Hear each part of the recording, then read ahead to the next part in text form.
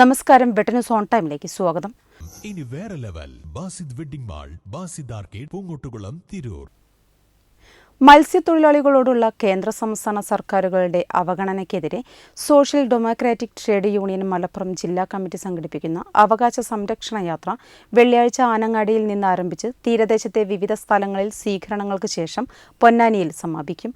ജാഥയുടെ ഉദ്ഘാടനം വെള്ളിയാഴ്ച രാവിലെ 8 മണിക്ക് ആനങ്ങാടിയിൽ വെച്ച് SDTU സംസ്ഥാന പ്രസിഡന്റ് എ വാസു നിർവഹിക്കും.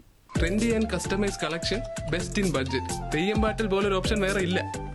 ഡീസൽ സബ്സിഡി അനുവദിക്കുക, മണ്ണെണ്ണ പെർമിറ്റ് വർദ്ധിപ്പിക്കുക, തീരദേശത്ത് എല്ലായിടത്തും സുരക്ഷിതമായ കടൽഭിത്തി നിർമ്മിക്കുക, വിദേശ ട്രോളറുകളുടെ ആഴക്കടൽ മത്സ്യബന്ധനം അവസാനിപ്പിക്കുക തുടങ്ങിയ ആവശ്യങ്ങൾ ഉന്നയിച്ചുകൊണ്ടാണ് അവകാശ സംരക്ഷണ ജാഥ സംഘടിപ്പിക്കുന്നത്. ജാഥയുടെ ഉദ്ഘാടനം വെള്ളിയാഴ്ച രാവിലെ 8 മണിക്ക് ആനങ്ങാടിയിൽ വെച്ച് SDTU സംസ്ഥാന പ്രസിഡന്റ് എ വാസു നിർവഹിക്കും. ജില്ലാ പ്രസിഡന്റ് ഫത്താഹ് പൊന്നാനി ജാഥ ക്യാപ്റ്റനായും ജില്ലാ സെക്രട്ടറി അക്ബർ പരപ്പനങ്ങാടി വൈസ് ക്യാപ്റ്റനായും നയിക്കുന്ന ജാഥ പൊന്നാനി ബസ് സ്റ്റാൻഡിൽ വൈകിട്ട് 7 മണിക്ക് സമാപിക്കും. SDTU സംസ്ഥാന ജനറൽ സെക്രട്ടറി നിസാമുദ്ദീൻ തച്ചോണം സമാപന യോഗത്തെ അഭിസംബോധന ചെയ്യും.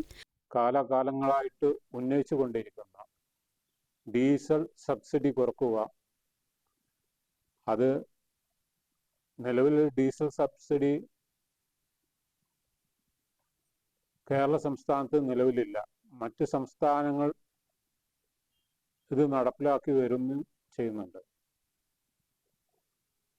നമ്മൾ അയൽ സംസ്ഥാനങ്ങളായ കർണാടകയിലും തമിഴ്നാട്ടിലും ആന്ധ്രയിലും തീരദേശ സംസ്ഥാനങ്ങളൊക്കെ ഈ ഡീസൽ സബ്സിഡി അവിടുത്തെ മത്സ്യത്തൊഴിലാളികൾക്ക് അനുവദിച്ചു കൊടുക്കുന്നുണ്ട്. കേരളം മാത്രമാണ് ഇത്തരത്തിൽ അനുവദിക്കാതിരിക്കുന്നത്.